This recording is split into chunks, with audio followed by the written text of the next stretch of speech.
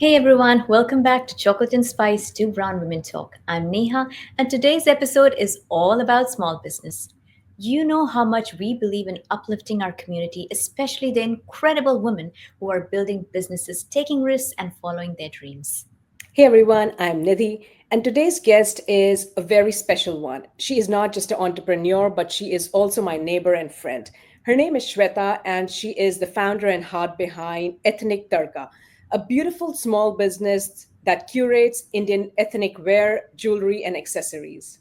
Exactly. And if you've ever wondered what it really takes to start and grow a small business, this episode is definitely for you. We're going to dive into a journey from that first spark of an idea to what it's like behind the scenes, the challenges, the wins, the late night packaging marathons, and the deep sense of purpose that keeps it going. So let's get into it. Hey Shweta, so good to have you here. Very, very excited to learn so much from you. And I have to first start with your necklace because, like, I've been looking at your face and I'm like, this necklace just stands out so beautifully, particularly with your white top. And I'm sure it's from your brand Ethnic Tadka. So, very, very excited to talk to you about Ethnic Tadka. And if you could take us back to the beginning, what was the moment you realized you wanted to start Ethnic Tadka? Was there a gap you found in the market? Or was it something personal that you wanted to grow? So, Ethnic Tarka was born. First off, thank you for having me here today. I would love to share more details about what I'm doing today in life. And thank you, Nidhi. We connected on a different platform, and here we are today. But yeah, about coming back to your question about how Ethnic Tarka originated, this comes from a very personal space.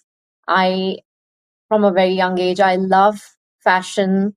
I've wanted to try out different things, but I just noticed that in India, all the good things were kept in closets. They came out only on special occasions.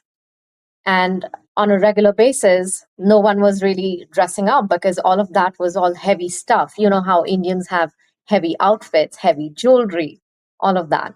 I definitely wanted to change that narrative. And then came a point when one of my friends was shopping for an event and she could not find anything that spoke to her. We're talking about traditional items in the market, but not something that was modern. And I think our generation today, does that speak to us are traditional yet modern. And that's how ethnic tarka came into being It's amazing. And the name itself is very interesting because, the combination of the word ethnic and tarka, with tarka. yeah, with tarka, right? Like, how did you come up with this name?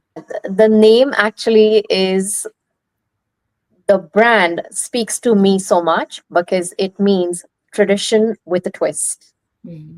The word ethnic comes from our Indian heritage, our culture, and yet it's not only traditional, but the twist is when you put a tarka to it. Now, to a lot of people who don't understand what tarka means, it means the last touch of flavor you add when you're cooking an Indian meal. You add that last splash of spices, and that brings the flavor to the dish. Hence, the name ethnic tarka is something with a twist, tradition with a twist. Oh, And it's it's very, beautiful. Yeah, it's very beautiful. beautiful. It's just so catchy. I love the Thank word you. tarka in it. It's very, very clever, actually. Thank you. Um, yeah, and if you're okay with answering, like, what were you in which space were you, or what were you working on before starting this business? And did you always see yourself as an entrepreneur? I actually never saw myself as an entrepreneur, even though I come from a business background, meaning my dad owned a business. So I come from a business family. But I never saw myself as an entrepreneur. But when that idea stuck with me, I saw how much my family was supportive of this idea. And somewhere within me, I knew I could do it. And I had seen my dad when I was growing up. So I knew that, you know what, I think I can do this. And that's how it came to me. Wow, it's and did this path surprise you? Like, I know you just mentioned you never saw yourself, but now that you've taken this path, does it feel like I belong here, or is it still always a surprise? Like, maybe I'll go back. I feel like I got this. I feel like this is what I was meant to do in life. Um, I think as an entrepreneur, I shine more when I'm doing more one-on-one interactions with my clients. Mm. Um, and I think I love doing this. Where I am today, I just love it. I love the space I'm in today. Love it. Love it. Mhm. So inspiring. Thank you. Uh, yeah. And next question that I have for you is, how did this market spread? Like initially when you got started, was it word of mouth or, friends, family? So for us, Instagram has been our storefront all along. Um, of course, there's a large community of friends that have always been so supportive. The word of mouth is how my business spreads, and a lot of pop ups as well. We've been doing a lot of pop ups, and I think it's mostly my friends who've been so supportive of me, and that's how this came into being. So you have a lot of ethnic outfits and jewelry. Like, can you explain to us, like, what does this entail? Yes. So right now, I curate pieces. Sometimes I will get them from artisans back home, and we carry a lot of jewelry. We carry a lot of accessories for the outfits, and we mix and match outfits. And the speciality is you will not see any two outfits of the same design. So if you buy an outfit from me, you're not going to see another person wearing the exact same outfit because these outfits are not mass produced. We curate every outfit. So that's, I think, what makes Ethnic Tadka stand out.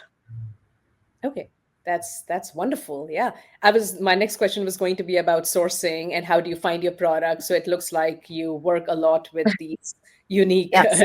Yeah. So shops. most of the times there's a lot of research that goes into this, new trends. How can we mix and match old and new?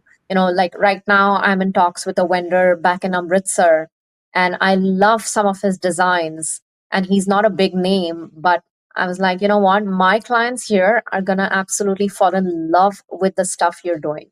So we're looking at, collaborating with him, how to get his items here and give it a broader audience.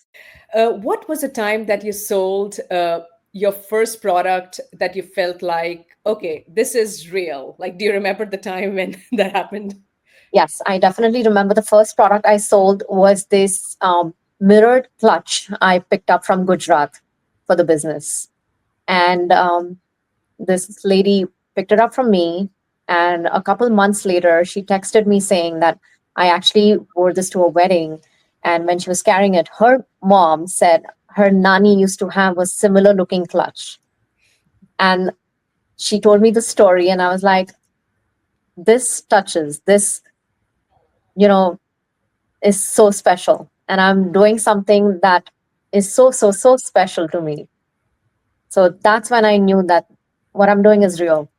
Oh, that is so wonderful. It gives you the mission. It like brings it so makes it so real. Like there's a reason why you're doing it to bring joy to Absolutely. others. That's so beautiful. And one question that I have for you is, you talked about like word of mouth and Instagram, and I know you have a Facebook page, but you did speak about pop up. Like, what does that mean?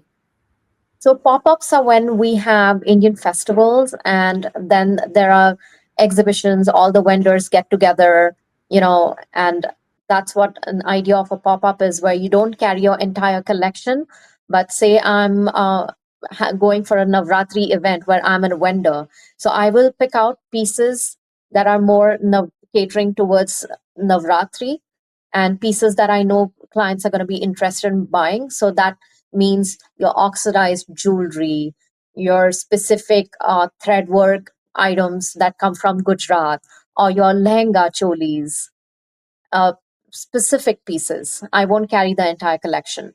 But that's what a pop up is when I go to a specific event and they have an exhibition, and that's where I have pop ups. Okay. All right, can't wait to go one of to one of your pop-ups because I'm And on I'll the keep you way. posted on those. Great, It's thank amazing, yeah, and it feels very personalized. That's the thing that the theme I keep hearing, which is you care so much for each individual. You kind of almost curate and personalize based on their needs, and even make it very seasonal or festival based, which is super exciting and keeps things fresh, right? Just kind of circling back to the daily reality of this business, what does a typical week look like for you? Because like you said, you have to curate, I'm sure you have to talk to vendors, you have to manage inventory and orders and customers coming in and out. How do you manage all of that? So, it's interesting. No 2 weeks are the same in this business, and no 2 days are the same in the business. Some days I'm having clients, come to my boutique, and that's my favorite thing to do is the one-on-one client interactions where they're asking for styling tips, and we're pulling out different things from the racks and putting an outfit together. I think that's my specialty. I love doing it. um, but yeah, different days I am working on spreadsheets. There are some days where I'm researching. There are some days where I'm curating outfits. So yeah, it's a lot that happens in the background, but it's been a lot of fun. Totally, totally. And that's the fun part, right? Like, especially being an entrepreneur, you cannot predict. So if you're up to the challenge of change, it keeps things fresh and True. exciting. So you did mention about, obviously your friends help, and so word of mouth helps. And social media these days is a big deal. Uh, is there an approach or a strategy you have to how you take the online presence via Instagram or Facebook, or grow it via Instagram or Facebook? So once again, I'll come back to my point of how supportive my friends have been in this journey. Um, like I mentioned before, Instagram is our storefront, but also I have a lot of friends who are into the modeling industry. So they've been helpful when they'll come and model my products, and then we create reels together. And some of my friends or clients, they'll give me shout outs, they'll tag me, and that's been the biggest form of marketing for me. Wow. Yeah. Like having different women kind of wear your stuff and present them so everybody can see how Absolutely. looks I look. remember at the beginning, I had a bunch of, like, I think we were five friends, and the minute I started this business, we all came together, and it was just like women sitting down, having chai, having fun, and we just started putting on the outfits. I started doing their makeup. We put on the jewelry, and we were just randomly clicking pictures, and that was one of the best photo shoots because I think that photo shoot when I put it on Instagram had so many likes, and so many women reached out to me, saying, "This looks so natural." And I was like, you know what? This is natural. Yeah. This is just us friends getting together and having fun. Yeah. And this goes back to what you just mentioned earlier in the episode, which is you wonder why folks won't dress up for everyday gathering for just like simple social occasions versus saving things for something very special and keeping them in the closet. Like this was a true embodiment of that philosophy of yours. Yeah. So And yeah. we always, back in India, we've always had those heavy embroidery pieces that our moms used to wear that were only meant for special occasions.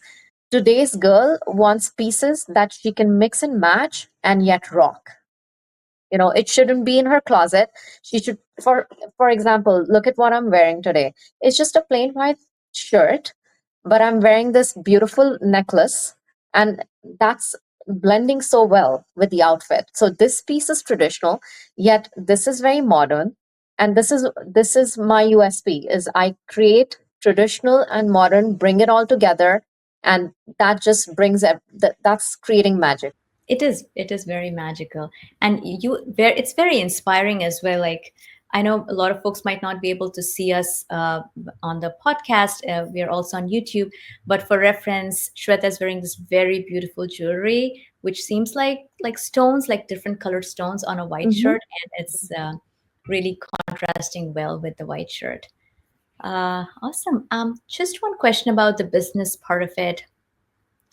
Research shows ethnic wear businesses often struggle with pricing because you have to compete with fast fashion. Obviously, this is like slow, sustainable, long-term fashion. So, how do you balance it, and how do you manage the quality and the beauty of that with this fast fashion approach? That has actually, Neha, been one of my biggest challenges is keeping the pricing affordable, yet keeping the quality of my products high. And like you mentioned, today's fast fashion has warped everything. I feel like people just try to go with the trends, but I have also noticed that people also look at sustainability.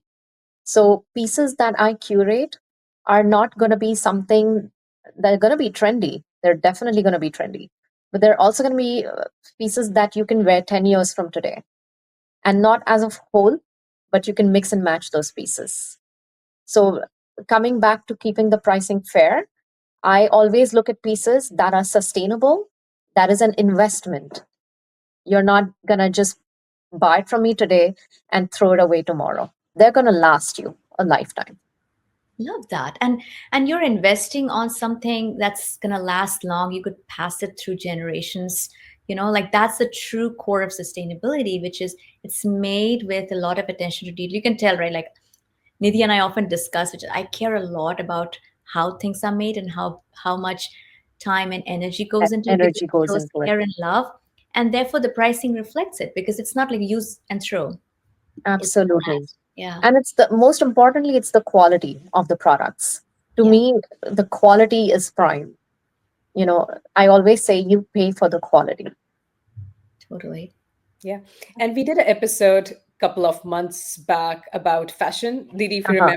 remember, Yeah, and yeah. the whole episode, in that episode, we talked about how when we were younger, we would go quantity over quality.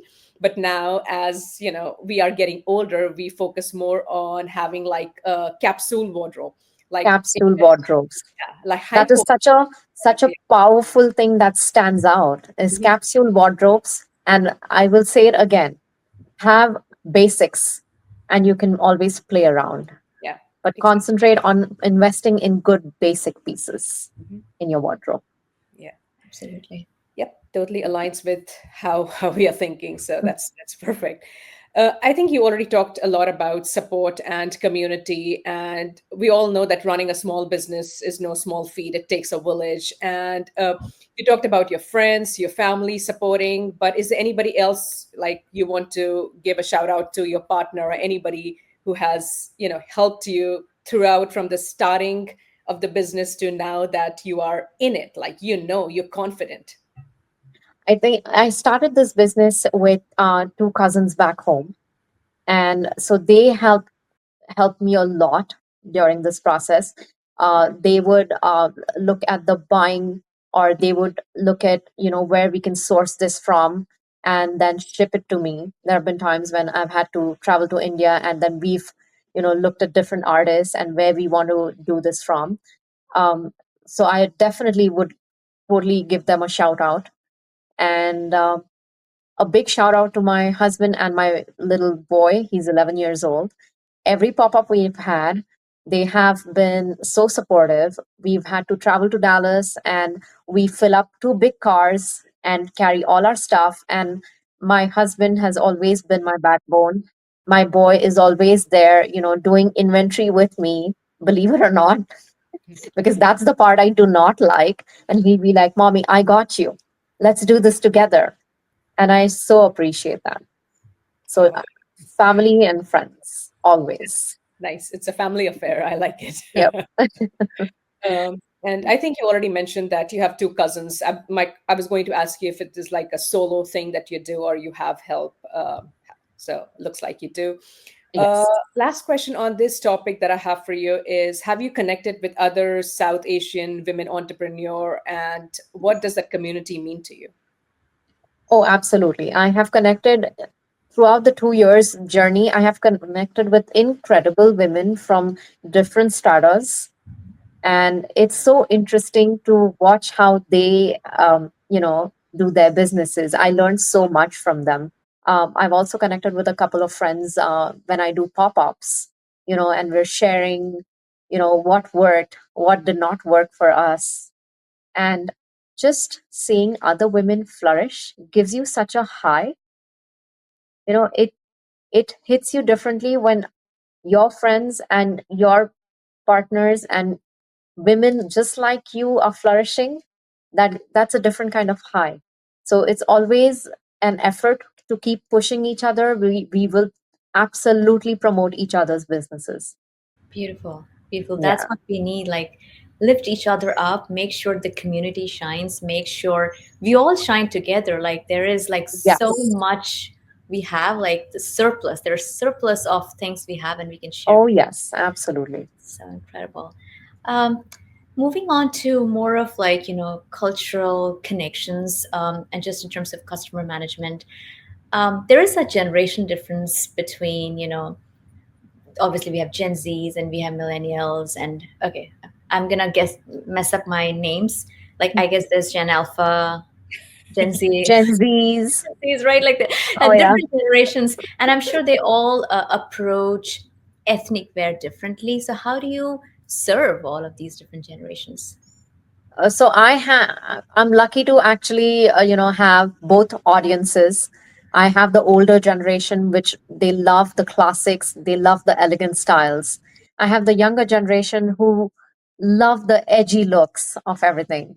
So, and that's when it comes into picture of how I can bring in certain pieces that'll speak to different audiences in different ways. So I might bring, an outfit that has a lehenga, which means a skirt. It has a top, which has thin straps, and it will also come with a jacket on top. So for my, older aunties, what I do is I always will style them with the jacket on. For my younger ladies, the Gen Zs, who, are comfortable showing skin, I'll be like, you know what? Skip the jacket.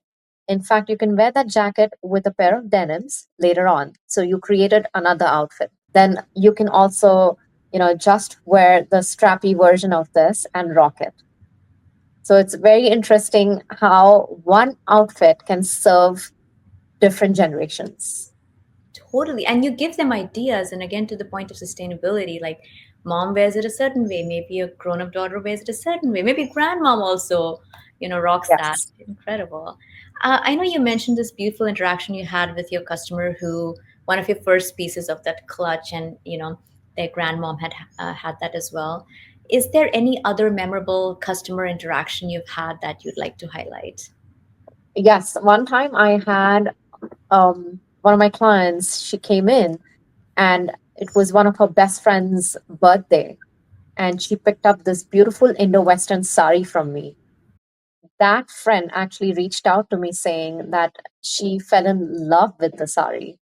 Another friend actually referred me to her friend, and she picked up her entire wedding trousseau online from me. And we had an entire, 6 outfits shipped to her in New Jersey. S- So those are memorable moments. A third one I do remember, a colleague that I work with. She is a Caucasian, and she looked at one of the Indian actresses draped in a blue sari, and she was blown away. And she was like, "This is exactly what I want." But at that time, I did not have that kind of an outfit you know, in my collection. And I told her, you know what, if you give me a few days, I'm going to work on this and I'm going to get you exactly what you want and what you like. And that was close to my India trip. So when I went back home, I got it custom made for her. And she was so, so happy. And she actually wore it for one of the Indian festivals. So great. And so this means like you are truly personalizing your approach. I didn't realize you also ship, like you also have an online presence and you ship. I thought you were more local. So that's amazing because that is in itself a very big achievement. And then second, you can take orders almost like personalized. Like somebody asks for something and you're like, if you can wait for a month, I'm gonna get you Yeah. something. Yes. We can definitely personalize things. I just, since we're based in the US, it does take some time to ship an item. It does take some time for my artisans back home to work on it. So you have to kind of give me a little bit of heads up, but yes, everything can be personalized. Basically, we all need a Shweta in our life. Oh, uh, all right. A little bit behind the scene in operations to help others who are trying to start small business get an idea into what it takes to run a business. So, what aspect of running a business were you least prepared for? Was it finance, logistics, time, anything else? I would say start small and have faith. Be patient. Everything good takes time. So don't dive into it. Don't get impatient. The business we're in, there are going to be high season, there's going to be a low season. So just be prepared for all of those things. Okay, yeah, that makes sense. And how do you handle customer service, returns, sizing, especially since people can't always try things on? Like unless that's incorrect in there. Like, do people always come in try sizing, or if you're doing like a Facebook Live, or if somebody sees something on Instagram and they assume a sizing, do you ever see somebody getting it wrong? I'm very specific about my sizings. We don't usually accept returns, but of course, there are those instances when the client did not understand the sizing, and I do make exceptions because um, to me, my customer is my queen, and that is the number one thing about business is customer is king, and in this instance, customer is queen. So yes, I will make exceptions, but we're very specific about the sizing. And I also have a boutique at home. So I always welcome my clients who are local to always come and visit me, try several outfits before they make a decision so that when they leave with a bag in their hands, they are absolutely sure about this is the piece that I fell in love with and I have it. Whenever you're feeling stuck, like where do you go for inspiration? You know, really, it's been Bollywood movies, it's been Instagram. Nowadays social media is exploding with ideas, and for me to actually be connected to home in India, that's what I look at. I always look at people. There are so many you know influencers making reels for small businesses nowadays, and it's so interesting. I love that idea because that's how I can connect to these vendors back home and bring their items for a larger audience here. So I think that's been my inspiration. Bollywood movies always. That's so great. Um, is there any advice you'd want to leave for aspiring entrepreneurs? Someone starting off, I would, like I said before, start small, be authentic. Do not mimic what someone else has. When you're authentic to your product, it will shine. You will shine because you will be confident about what you're selling. So that is the number one advice is do not try to mimic what others are doing. Stay true to yourself and stand by what you stand for. Beautiful advice. I think this advice applies to life in general, but so true about entrepreneurship and starting small. Yep. Yeah, thank you so much. Oh, go ahead, Nidhi. Sorry. Yeah, I was just going to say, Shweta, I'm going to, we have some notes that we'll add in like towards the end of the podcast where we have your link and everything. But is there anything that you want the audience to know, or if there's any, uh, like, how can our audience help you basically? Is there any place they can go to support you? Absolutely. Yeah.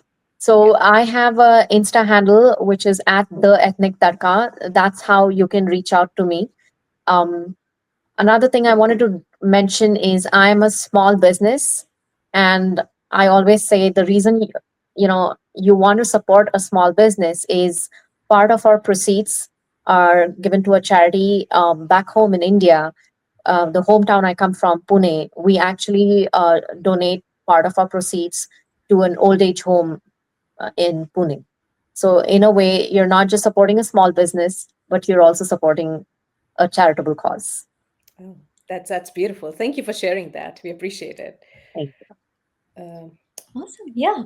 This is so good. This is so good. Everything, you shared today, Shweta, is, first of all, has touched us, and I'm sure it's going to touch a you. very Oh, large thank audience. Um, wishing you all the success. You're doing an amazing, amazing work, and everything that you mentioned about, how you're uplifting women via curating things for them and making them happy resonates so much with our podcast. So really appreciate you coming and sharing your story with us. And what at least I love most about your story is how you build the ethnic tarka as not just as a business, but like it's a bridge, it's a communication between different women and just even like different generations, I would say. Yeah. Thank you so much, Neha and Nidhi. It's been a pleasure talking with both of you today. And for our audience, if you are looking for any special occasion outfit for Diwali or Dussehra or any other festivals coming, we're going to send them your way, Shweta. Oh, So thank you so much. I truly appreciate it. thank you all for joining today's podcast. As usual, you can find us anywhere you find our podcast: Spotify, YouTube, Apple. And our email is hello@chocolateandspicetalk.com. So leave us any kind of review or comment. That engagement truly helps. Okay, thank you. Bye, Thank you. all. Thank you.